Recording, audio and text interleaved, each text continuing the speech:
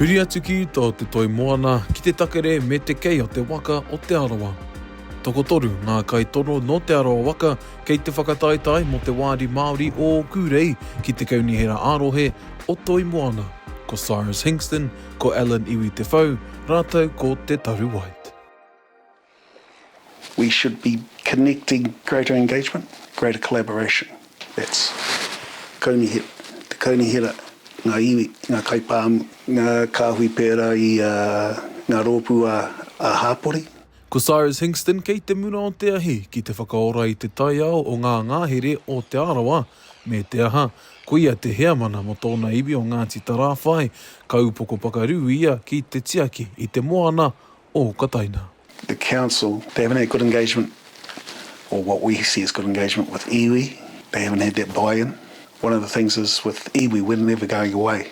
Nā toi moana e whakanui hoki ngā ahuatanga o tō tātanei kuia karaua. Nā reira, koira te tino pūtake e tūwhira mai au e toku nei ringaringa, hei hāpai e tērā kaupapa e pāna ki ngā mokopuna. Kia tupu ake ngā mokopuna ki te tēpū kia whai oranga rātou i roto i ngā tūahuatanga o tērā kaunihera. E ngā kaunui ana, tēnei uri o Ngāti Whakaue, Ngāti Pikiao me Ngāti Te Tākina ki te reo o te iwi Māori ki ngā kaunihera arohe.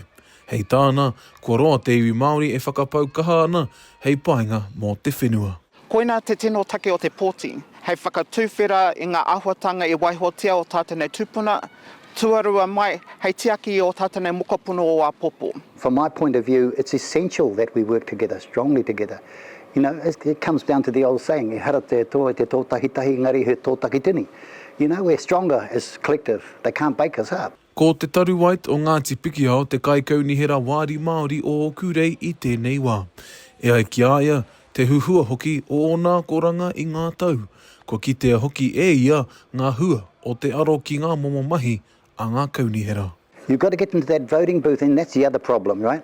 You know, we've been, I suppose, marginalised and colonised to the degree that we've lost, quite a few of us have lost hope in the system. What's the point? We're not going to get anywhere. Yes, we can. We've got to learn to unify ourselves again.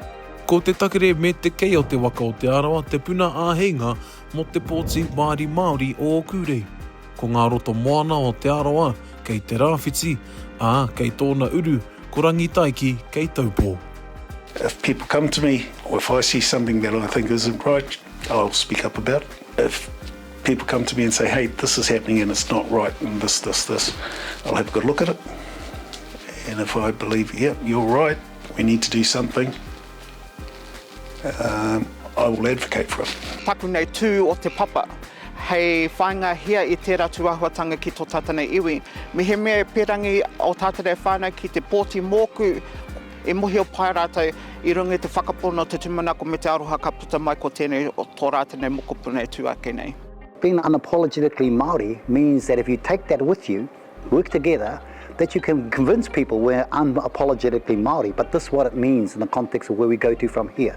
These are things that we can do that benefit not just Māori, but opens it up to the rest of the community to be involved. E hoa mā kua wātea te wā pōti kia koutou kei te rārangi pōti Māori o Te Arawa. Kei o ringa te mana whakatau, ko wai te kai kaunihera mau. Te kawa pāora, Aukaha.